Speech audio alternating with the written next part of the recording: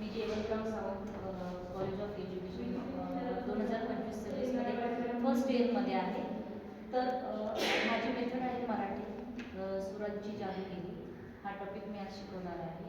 इयत्ता 8वीतील पाठ क्रमांक 10 आहे. तर सुरांची जादूगिरी ह्या टॉपिकमधून ग्रामीण संस्कृती निसर्गरम्य निसर्गातील स्वरांची आढावा या पाठामध्ये लागलेला आहे.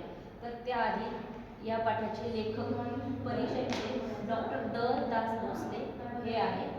तर त्यांनी प्रसिद्ध ग्रामीण साहित्य चित्रदर्शन अशा विचारवंत म्हणून ओळखले जातात. तर निसर्ग आणि मानवी जीवन एक अतूट नातं, म्हणजे निसर्गासाठी आणि माणसासाठी एक अतूट नातं आहे. तर आपण निसर्गाच्या सानिध्यात राहतो.